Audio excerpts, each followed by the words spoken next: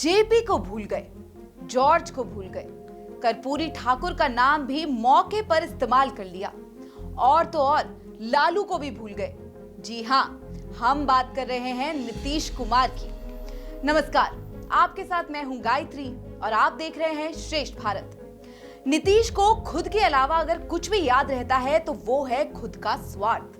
नीतीश कुमार ऐसे नेता हो गए हैं जो मुख्यमंत्री रहते हुए मुख्यमंत्री बनने के लिए और मुख्यमंत्री बने रहने के लिए लॉबिंग करते हैं। नीतीश कुमार एक बार फिर बीजेपी के करीब जा रहे हैं, एनडीए में शामिल हो रहे हैं। सूत्र बता रहे हैं कि इस बार फिर बिहार के मुख्यमंत्री बने रहेंगे नीतीश कुमार। साल 2013 की बात है, नीतीश कुमार बिहार के मुख्यमंत्री थे, बीजेपी के साथ सरकार चला रहे थे। उसी दौरान सितंबर 2013 में बीजेपी ने नरेंद्र मोदी को प्रधानमंत्री पद का उम्मीदवार बना दिया। नीतीश कुमार खुद को इस पद के लिए काबिल मान रहे थे, लेकिन ये उनके बस की बात तो थी नहीं। सो मोदी को रोकने की कोशिश में लगे रहे। कभी आडवाणी जी के खेमे में लॉबिंग कर रहे थे तो कभी शिवराज जैसे नेताओं को उकसा रहे थे। लेकिन जब बात नहीं बनी और मोदी बीजेपी की तरफ से प्रधानमंत्री पद के उम्मीदवार बन गए तो नीतीश ने बीजेपी से नाता तोड़ लिया। बीजेपी से तब 17 साल पुराना संबंध खत्म कर दिया। 2013 में एनडीए छोड़ने के बाद नीतीश बिल्कुल अकेले थे।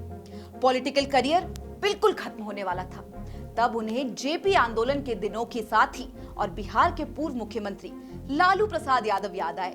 बिहार के पुराने पत्रकार बताते हैं कि वो 2014 में इसी तरह की सर्दी का मौसम था। नीतीश कुमार बेचैन थे, व्याकुल थे, कोई रास्ता ही नहीं सूझ रहा था। इसी दौरान उन्होंने लालू यादव को आधी रात को फोन किया।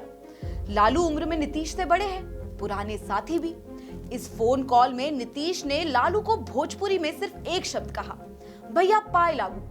नीतीश का इतना कहना भर था कि अगली आवाज लालू की थी। फिर लालू ही बोल रहे थे। नीतीश कुमार चुप थे।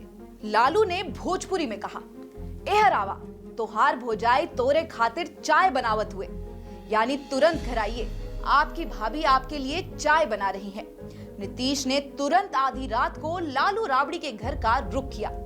उसके बाद जो हुआ वो पिछले 10 साल का इतिहास है। नीतीश कुमार जब 2014 की उस रात लालू यादव के घर पहुंचे तो उन्होंने कहा, भैया बचा लीजिए, अब हम बीजेपी से नहीं लड़ पाएंगे, बीजेपी हमको तबाह कर देगी। लालू ने तुरंत कहा, जो हुआ सो हुआ, सब भूल जाइए, साथ मिलकर काम करते हैं। लालू यादव को आप लाख बुराइयों के लिए दोष दे सकते हैं, लेकिन ऐसा बड़प्पन सिर्फ और सिर्फ लालू यादव ही दिखा सकते हैं। लालू ने नीतीश के उन हमलों को भुला दिया जिसमें नीतीश ने लालू यादव के जंगल राज को, उनके परिवारवाद को निशाना बनाकर बिहार की सत्ता हथियाई थी और उस पर 15 साल राज किया था। 2024 में नीतीश और लालू साथ हो गए। 2024 का लोकसभा चुनाव आरजेडी और जेडीयू साथ मिलकर लड़ी, लेकिन इसमें कामयाबी नहीं मिली। उसके बाद 2015 का विधानसभा चुनाव हुआ जिसमें लालू और नीतीश की जोड़ी ने मोदी लहर का बिहार में धुआं उड़ा दिया। 2015 के विधानसभा चुनाव में नीतीश और लालू की जोड़ी का जादू चला और जबरदस्त बहुमत से बिहार की सत्ता हासिल कर ली गई। 2015 के विधानसभा चुनाव में नीतीश की पार्टी को लालू की पार्टी से कम सीटें मिली थी। 2015 में जेडीयू को 71 और आरजेडी को 80 सीटें मिली, जबकि बीजेपी सिर्फ 53 सीटें जीत सकी। लालू की पार्टी की सीटें ज्यादा थी, इस नाते मुख्यमंत्री पद पर उनका दावा मजबूत था। लेकिन लालू ने यहाँ फिर दरियादिली दिखाई। नीतीश कुमार फिर मुख्यमंत्री बने और लालू के बेटे तेजस्वी को डिप्टी सीएम बनाया गया। 2017 तक नीतीश और तेजस्वी का साथ चला, लेकिन 2 साल में ही इस गठबंधन में खटास आ गई। तेजस्वी की महत्वाकांक्षाएं चाचा नीतीश पर भारी पड़ने लगी तो नीतीश ने उस लालू परिवार का साथ छोड़ दिया जिसने 2014 की आधी रात को बेचैन और व्याकुल नीतीश को सहारा दिया था। लालू परिवार से 2017 में नाता तोड़ने के बाद नीतीश ने फिर बीजेपी से नाता जोड़ लिया और 2019 का लोकसभा और 2020 का विधानसभा चुनाव बीजेपी के साथ मिलकर लड़ा। इसमें भी नीतीश को बीजेपी से कम सीटें मिली, फिर भी बीजेपी ने उन्हें ही सीएम बनाया। नीतीश 2005 के बाद कभी इतनी मजबूत स्थिति में आ ही नहीं सके कि उनकी पार्टी पूर्ण बहुमत पा सकी हो और वो अकेले दम पर सरकार बनाने लायक सीटें हासिल कर सकी हो। 2020 के बिहार विधानसभा चुनाव में नीतीश बीजेपी के साथ मिलकर लड़े। लेकिन इसमें उनकी अपनी पार्टी की हालत और खराब हो गई। एनडीए ने बिहार में करीबी मुकाबले में 125 सीटें जीतकर बहुमत हासिल की। बीजेपी ने 74 सीटें जीती, जबकि नीतीश की पार्टी जेडीयू सिर्फ 43 सीटें हासिल कर सकी। इस चुनाव में लालू यादव की पार्टी आरजेडी ने 75 सीटें जीती।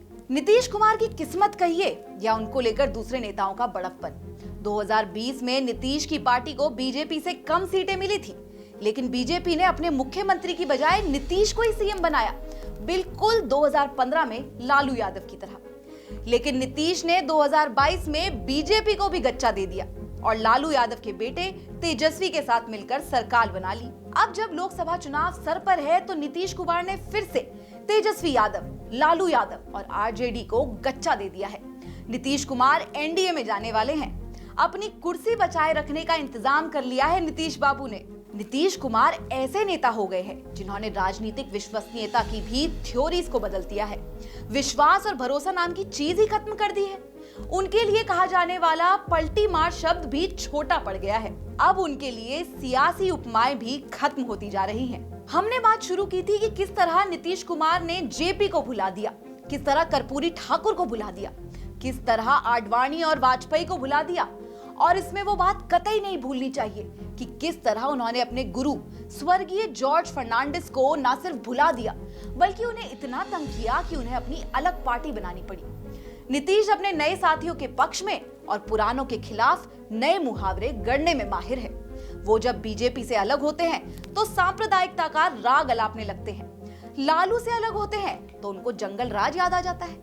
अब नए सिरे से बीजेपी के साथ जा रहे हैं तो कौन सा नया जुमला फेंकते हैं, इसका हमें, आपको, सभी को इंतजार रहेगा।